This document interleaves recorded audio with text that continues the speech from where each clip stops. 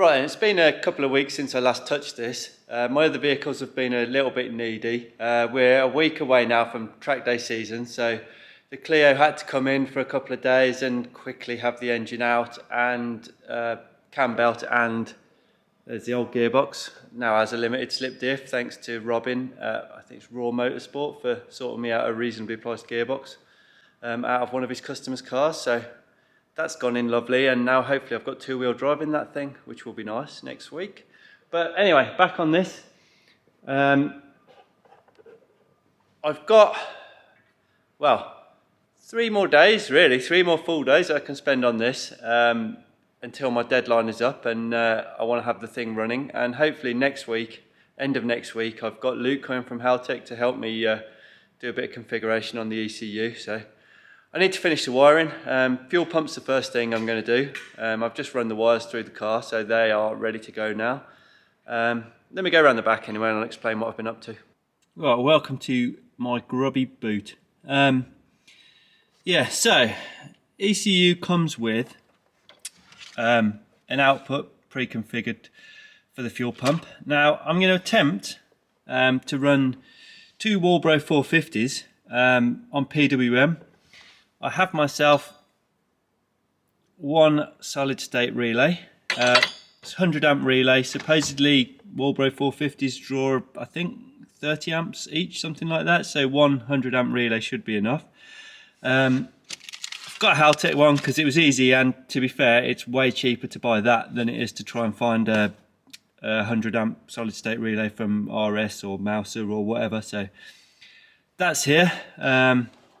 Wiring is very straightforward. I've had to run an extra cable, switch 12 volt cable up to the back of the car. It uses this one as the one that's pre-configured anyway, will be the PWM control wire, and this is just a switch 12 volt. I've had to extend it to the back of the car, but I know what colours the wires are. You can wire these things as either the ground wire running through the relay or the power wire. I think I'm going to do it as the power wire just because I have 2 pumps to connect to one of these terminals, and that looks like an easy way to do it. I'll get on with making that. Oh, the other thing is I've got this super Chinese heat shield off eBay. I think these things run quite warm, so this needs to be mounted to something metal, and then that needs to be screwed to that, and all is going to be sweet, or it's going to go on fire, one of the two. Anyway, I'll get on with this, and I'll catch up with you in a few minutes. Now then, that's got this thing mounted to the car and connected to the ECU. Just need to connect it to the fuel pumps now through that hole there. When I started talking about this, I just presumed you all knew what PWM fuel pumps were, but basically it's just variable speed.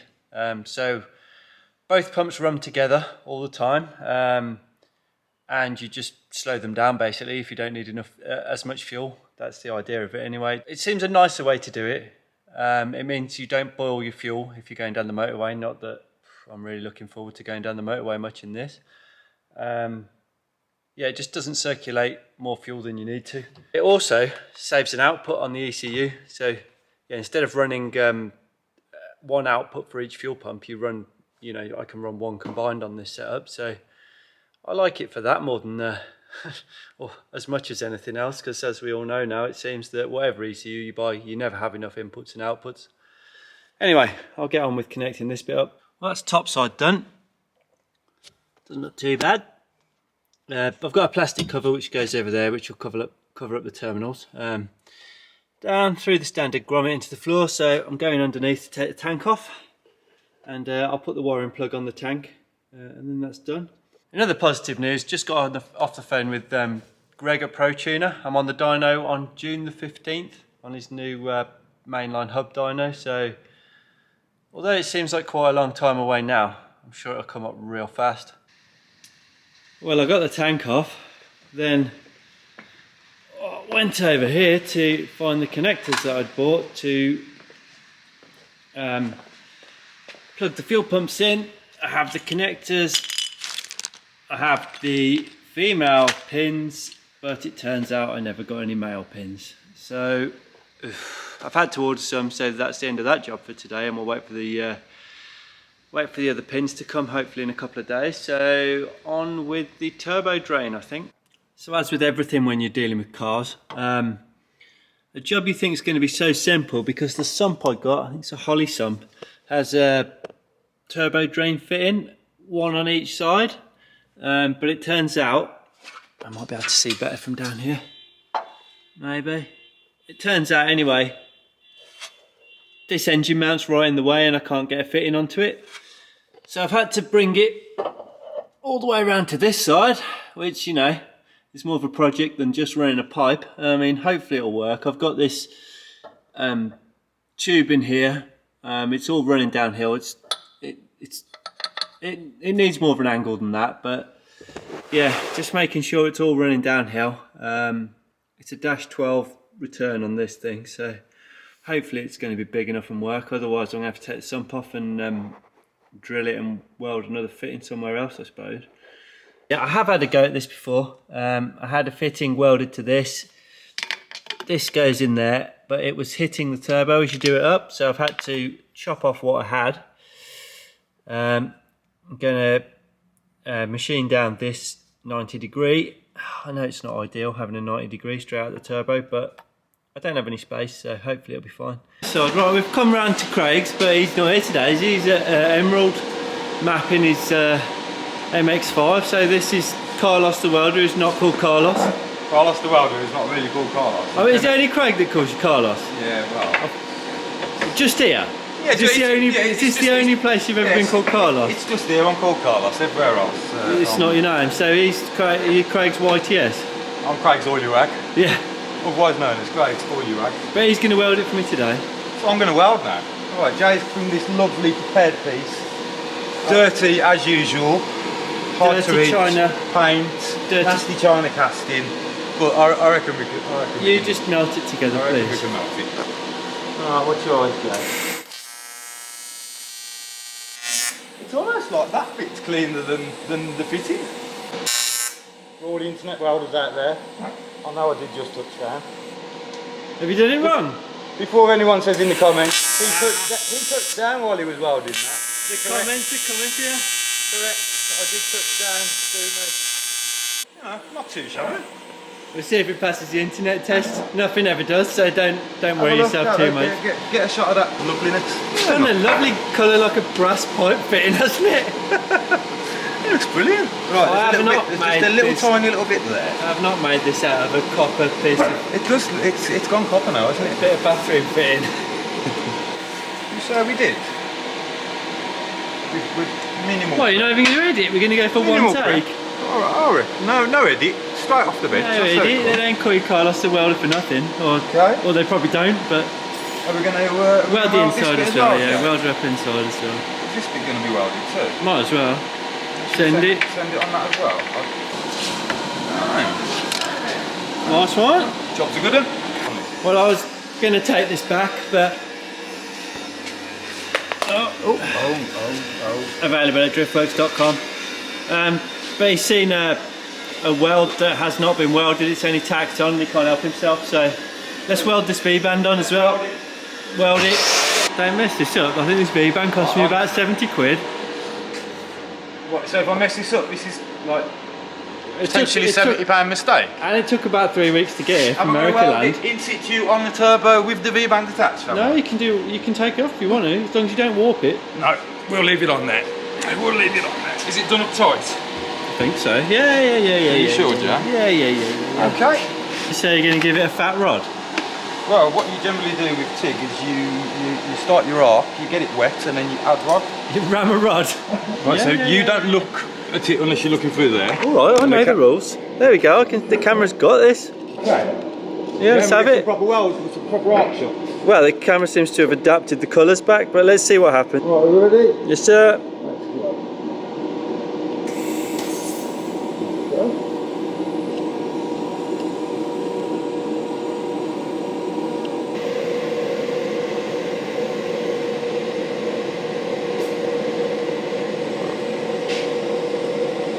Nice. Okay. Did that look like on the camera? It's alright, isn't it? Is it going to pass the internet test? I don't know. Well, I don't know if anyone's well. fair, we are fully back purging this, of course. Well, you want me to blow down the top? Back purging it with the guys exhale, go off the gas. Yeah. Right, ready? Yeah. Completed it? Completed that weld. Oh, no, I think that's... Should we go and classify myself as Carlos the welder? CTW, Carlos the welder. I reckon that's... Saw that, what's his name? Frank the welder, that was him when he used to make those bikes. Frank the welder. Brooklyn Machine Works, do you remember them? Don't forget, get it wet, add rod. Rodded in. There we go, after a good while on the belt sander and a little bit of countersinking on the top. Hopefully that's going to do the job. I mean, it does look disgusting, like something off your toilet, but whatever, if it works, it works. Right, welcome back.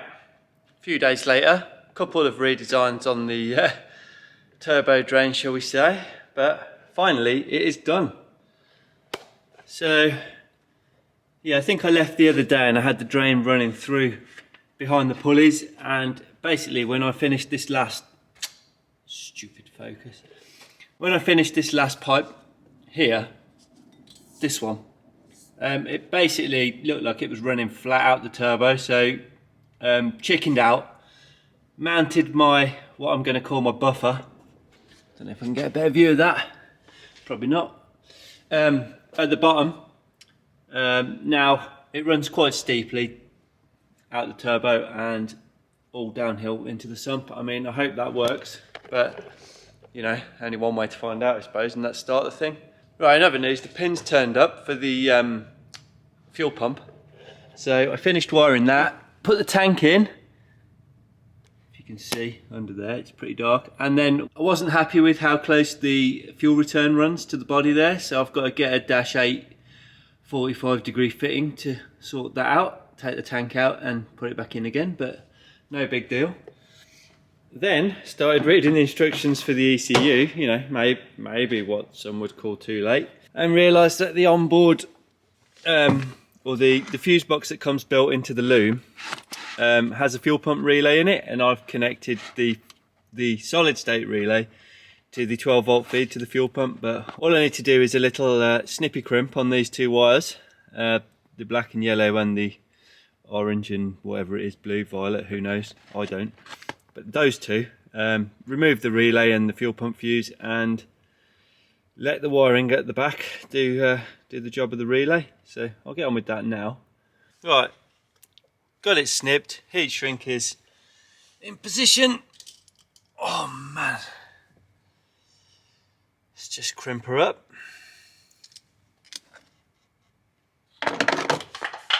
Ugh. Well, I've made that look easy, haven't I? Ugh.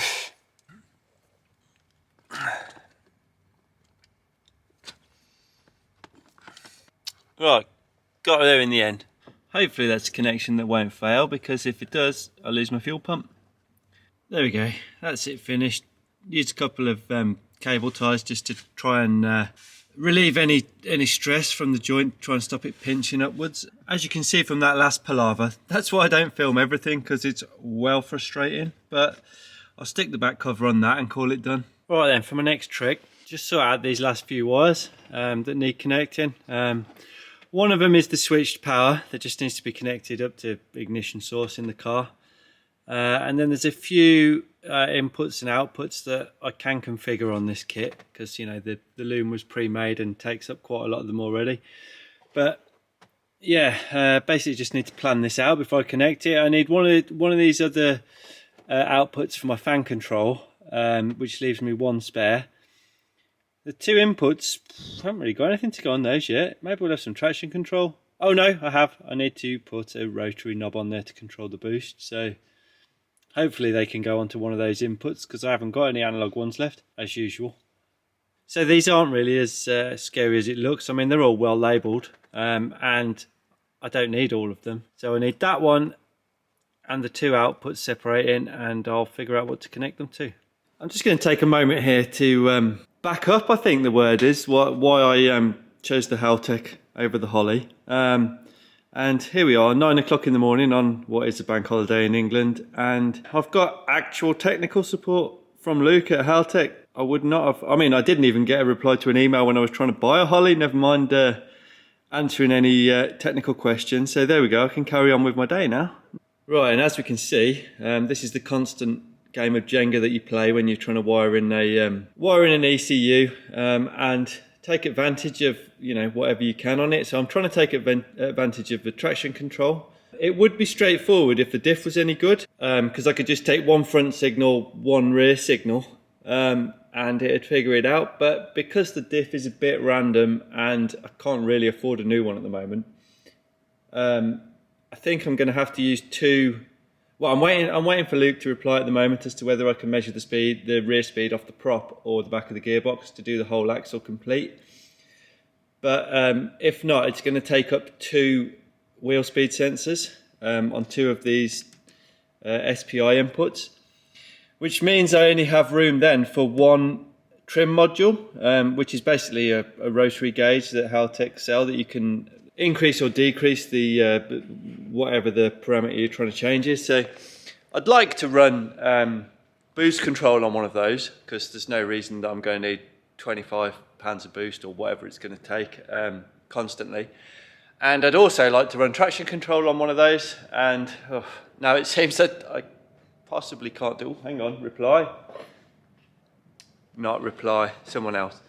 Hopefully I'll have the answer for that soon and I can start connecting wires up to the ABS. So while I'm waiting for Luke to reply on that last question, quickly replugged the reverse lockout. That's now connected, so that's another thing. I can cross some off my list. You got a pen, Rich? I'll give you the honour, Rich. Oh, it's good when you cross things out. I just ticked off a job that I've been putting off for probably a year. Quickly drill 2 holes and mount the clutch reservoir, so that's done now. And I think now there's nothing in this area that's going to stop it from starting. You know, like the intercooler pipes aren't on, but that won't stop the thing from running. So I'm going to go inside the car and start connecting the dash, I think. That's my next project. Well, that's out with the real clocks to fit that thing. And thanks to 1980s/90s Ford, tracing the wires back to each light is going to be very easy. So I'm going to get on with that. Right, here we go with the first one. Right hand indicator. And just follow this straight in pin 23 in the back of here. Now, considering I've just spent, well, a couple of weeks ago I spent a week or so trying to configure the aim dash that Phil's now got in the Lamborghini. This seems like a much quicker way of doing it, but you know, I'll wait till I power it up to commit to that. There we go, it's the lights connected. So now in theory it should be as easy as snap those two together, plug the ECU in over there, and we'll power it up and see what lights up and see what doesn't.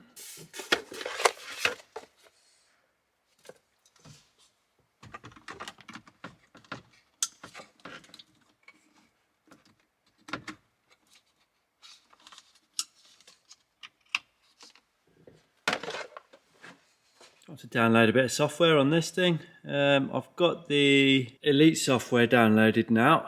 The internet in our workshop is questionable. Time to get the dash software and let's see what lights up. I hope this goes well.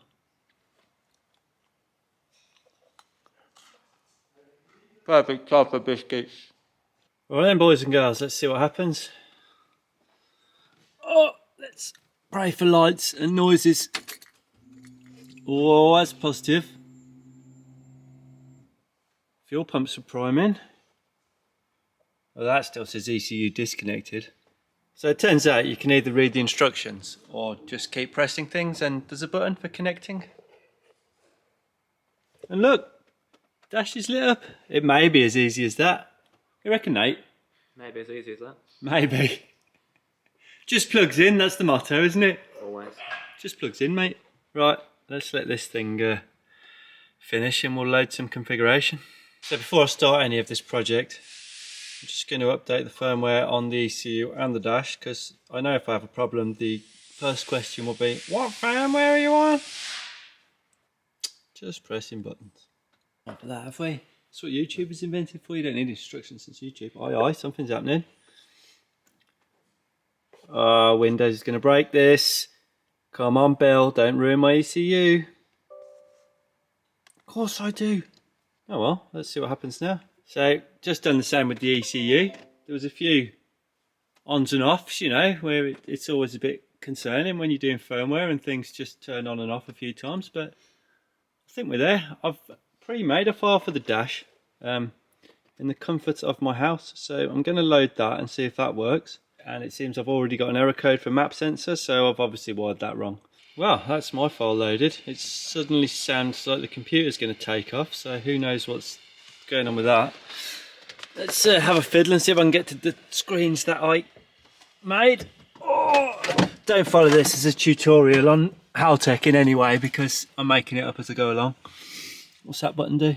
Oh, oh, oh, oh, oh, oh, oh. What's happening? No. Disgusting. That's the ones that I made. There it is. That's the one I wanted. So we've got RPM, boost, which is important. I think speed's on there somewhere, and other pressures and whatever I decided, that's the one I wanted. And it's quite dark and doesn't look like McDonald's like the standard one that comes on there. Am I allowed to say it looks like McDonald's? Probably not, but oh well. Well, they didn't give it me, I had to buy it, so I'm going to say it looks like McDonald's. Let's get on with configuring the ECU a bit and scaling some sensors, seeing as I've got everything reading off the scales at the moment. Turns out we're actually okay. The fault code's gone since I've loaded the base map, so it was obviously something to do with being confused. I have made sensor scales for the Bosch sensors that I've used for temperatures. I've got the scale for the map sensor to load in, so I'm going to do that. Check the throttle works, and there's not a fat lot else I can do until I get this last fuel fitting. It's running through the throttle calibration, letting it do its thing. I presume it's moving the throttle motor because I can hear things working, which is, you know, positive.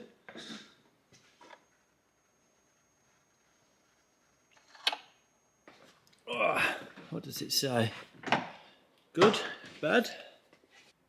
Calibration is good. Let's listen. Well, that sounds positive, so we'll call that done. Welcome back, boys and girls. A few days later. My fitting came for the fuel pump, if you can see up there. So I got that 45 on there, and this pipe is now routed out the way. Not that you can see in the pitch black. Tank is on for the last time, I hope. I've just put fuel in it. And because I'm paranoid about blocking injectors with shrapnel out of the pipes that we've made, I'm just pulled the feed off, primed it. It seems like 1 prime is a reasonable amount of fuel, but yeah, I'm just trying to flush out any bits and pieces of pipe that may still be in there. I don't know how well the camera will pick this up, but it was worth doing. There's quite a bit of pipe treasure in there, so I'll carry on with this operation. Well, there we go, you can see in the corner. Don't need that in my injectors, do I?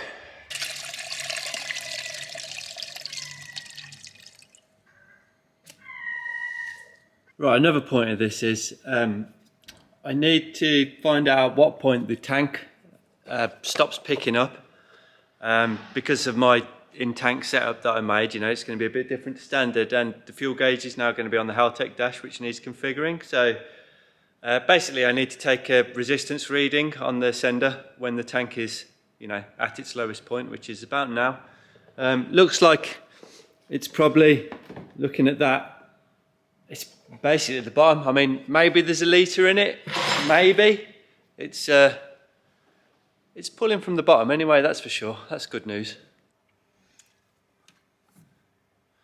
All good that side. Only problem I got is leaking out of the pressure reg out of there and there. Now it turns out I ordered -10 adapters for this, but I may have meant to have ordered ORB fittings, which as far as I understand are the same, but with a rubber seal on them. So I'll take them out and see if there's anything I can do to seal them up today. And I'll get the correct fittings, because there's no way I want fuel from here going on exhaust here, but let's see what I can do. Well, I've just been round next door on the lathe. Took the taper off, a couple of O-rings. So hope this gets me through today. Right, another fuel leak sorted. Before I put any more fuel in, I'm just going to take this reading, if you can see, of my fuel level sensor. So I'm going to call this level empty. It's probably got 3 or 4 litres in the tank, but 37.2 ohms is the magic number. I'll need that when I come to set my fuel gauge up. Probably not today, but a bit later on. So on with scaling the fuel map, I think, next. Right, just quickly before I get carried away, something I almost forgot. The gearbox has no oil in it. And if I'm going to run the thing, the last thing I want to do is ruin... I don't know if my wife's watching, but that very cheap gearbox. Anyway, I've ordered some oil.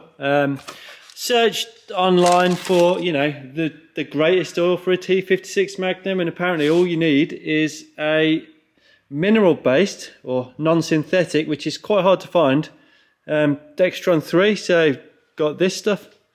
It's the only one they listed on the OP website as non-synthetic, so that's going in, and that's another thing closer.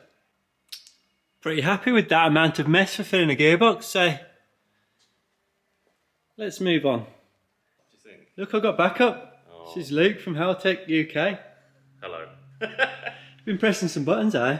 Well, a little bit, but scaling some 1500cc snake eaters in. No, fixing your TDC offset, which was completely wrong.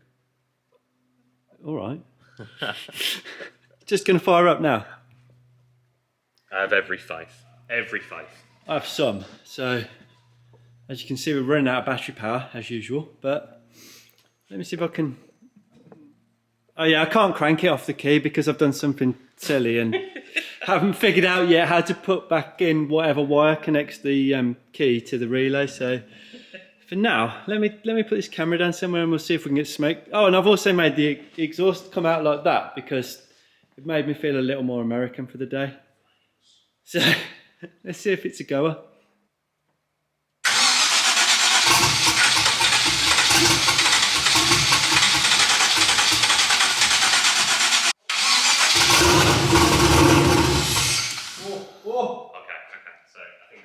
Right, let's have it. Take 1, how dare you, just plugs in. Ready? The appropriate line, yeah, let's go for it.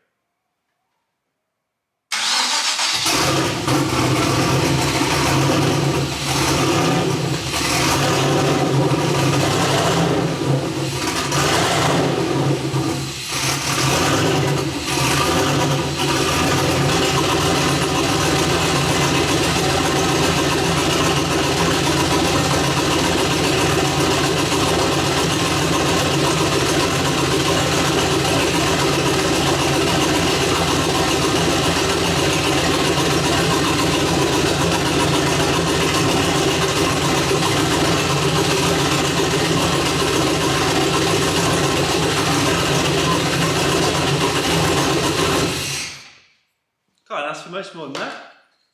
It might sound. Great success. Pretty chuffed with that. Didn't take Luke very long there to scale the maps for my snake eaters and get the thing running, you know. Oh, relieved to be honest, you know, no puddles underneath, no horrific knocks coming from the engine. So I'll call this episode here. Remember to, I don't know, give us a thumbs up. Can't have gone any better. Be reasonable now. Till next time. At Driftworks, we've helped over 50,000 happy customers since 2004. Our huge online parts store is simple to use, with superb shipping rates to anywhere in the world, and finance options available for UK customers. We live and breathe wheel fitment, so if you have any questions about your own car or any of our products before placing an order, please drop us an email at shop@driftworks.com or give us a call.